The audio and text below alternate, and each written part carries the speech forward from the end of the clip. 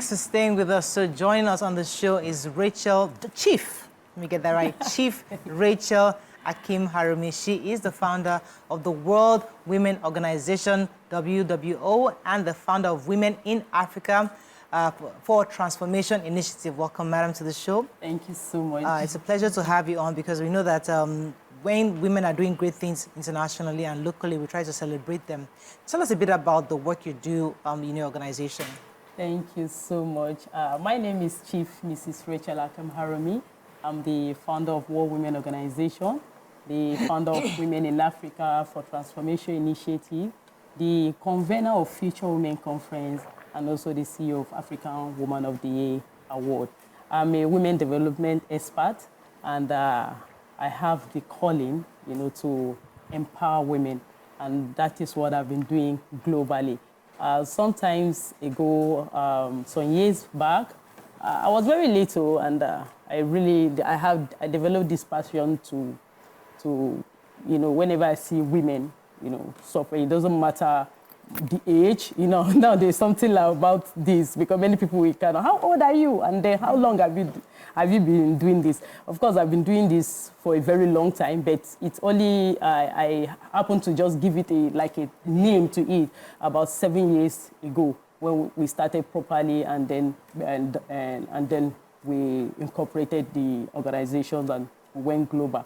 Because it's my calling to empower women, all this while, it started with a desire to empower, whenever I go out as a soul winner, I see women and they say, please, we don't want to hear about Jesus, we just want to be empowered. I have not eaten, I don't have a job, I don't have this. So I was the kind of, how do I really begin to help these women? And then I started with little resources, and then it grew up. Even while I was serving as a core member in Osun State, I started empowering the girl child, not just girls, the children. Yeah. Because whenever I see children, when they come to school, sometimes they beat them up. Little children, they gather there and beat them, severely for just putting on dirty stockings or something like that, or for not having a particular book. And then I have this compassion. I just decided to, okay, let me dedicate my alawi. Not that I was having enough, but then I used that to begin to empower the children. I will go to promotion. I just go down to Ibadan and get those things in the market, and I help those cheap girls. Chief, you wrote this book, Womanity. Yes. And the name itself is catching. I stayed on that when I said I would like to really sit and read the book. But, the book, of course, addresses women issues. You said it addresses the lies and the conspiracy against women. Yes. I'd like you to elaborate because, Nigeria, whenever they hear it, people still demonize feminism as a new way of order of things. Or feminist, if you claim to be a feminist, you're an extremist woman and you're not supposed to be respected. I'd like you to highlight some of these issues that you addressed in your book. Well, the reason why I wrote Womanity was just to debunk the lies, because women, especially in our own part of the country, women are not taught to lead. They are taught to follow, they are taught to be silent, they are taught on how to be, relegated. So, so many of our mothers, they were told the lies. They told them that their role only belongs to the kitchen and nothing else. And then, of course, the other room. And then these women, they have so much potential and they couldn't maximize this potential. They were told the lie that they cannot do anything, that those things actually belongs to men. They cannot lead. They are not meant to be in the boardroom. And then, each time I watch this show, I really feel inspired because seeing great women talking about, they are not just talking about issue concerning the bedroom or gossiping, as many thought, but then you are talking about issues that will transform the nation.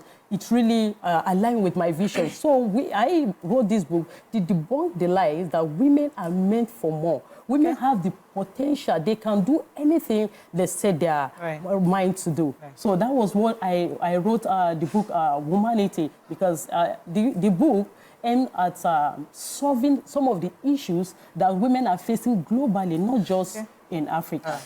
Okay, so there's Rachel Global agenda. Yes. And it says that it is your, it's something you do where you're partnering with women across many countries for a particular agenda. Could you tell us how that works? And what's the criteria for these women, and how do you work with them to achieve the agenda?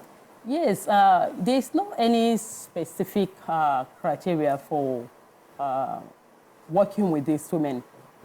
All we do is to reach out to and partner with women in 195 countries in the world through World Women Organization. World Women Organization in fact, is something that was birthed because whenever they ask me that, how did you start? I told them, this is my greatest dream. My greatest dream is to help women achieve their greatest dream. Of course, my global agenda is to what? Is to help women, to give them the edge, to give them the voice. Regardless of Africa, it's not just in Africa. Women everywhere, you hear stories about. Just recently, I had a very touching story of the Indian woman doctor that was raped in the hospital. And this is the 21st century. This is not in those. So these things happen in everywhere, not just in Africa. Right. So it's not just helping women in Africa. It's not just alone. We have to partner with other women around the world and see how we can be able to find a lasting solution to the issues women are facing globally. So you've spoken a lot about empowering, helping, but can you share a few testimonies, a few practical stories of the impact your project has made, like case study of someone and what you did and the results of the impact of your empowerment on the life of that person? In Women in Africa, we have this initiative called Fund Her Africa. And I'm happy to say that the Future Women Conference we are having just coming up this Saturday has to do with women and wealth. That's the theme of the conference. So women, in fact, most of the women are relegated when it comes to women making money. When people don't want to hear that a woman is independent, and when they hear about independent, they get, afraid. They feel when a woman is empowered, when a woman has her own money, maybe it gets to her head, but it's totally not so. We in Women in Africa, we are not competing with men. That's why you see we have people joining us. My husband is always with me. Whenever I do, for those who know me, you cannot see me and not see my husband. Because if I am encouraging people, to, compete or to, fight men, then of course he will support me because I will be disrespecting at home. So what we do, we're trying to help women with, with loans, with grants that will help them to be able to start their own business through Fund Her Africa. So it's that initiative that we do with women. So I know about your conference, and I know that you have women from all over the world coming. Could you give us an idea what this conference is about and how many women are you expecting at your conference? Yes, Future Women Conference 2024 is going to be a life-transforming conference. This is our 6th edition, and I'm happy to say that we have over 20 countries coming for this conference. The conference has gathered so much momentum that it's not just with women, just women in Africa. We have speakers and delegates coming from Singapore. We have Dubai, UK, Egypt, Canada, and so many so on. And this has been like this for the past 6 years, past 5 years. This is the 6th edition. And we've been bringing women into the country, gathering them in Nigeria specifically to see how they can empower other women. Okay, so I mean, we wish you the best, because one of the reasons I wanted to bring you is just to encourage women like you who are helping other women out there, to support them, and just as women, we like to support women doing good things. So that's one of the reasons why. Any final words for our viewers on that on your event coming up?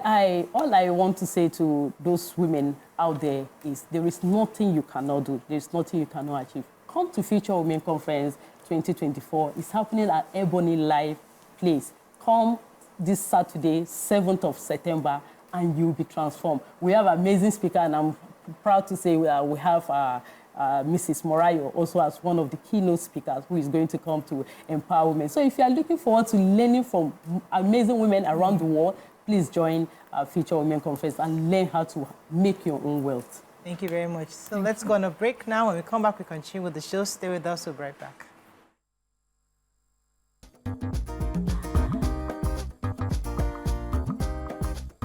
Stay tuned.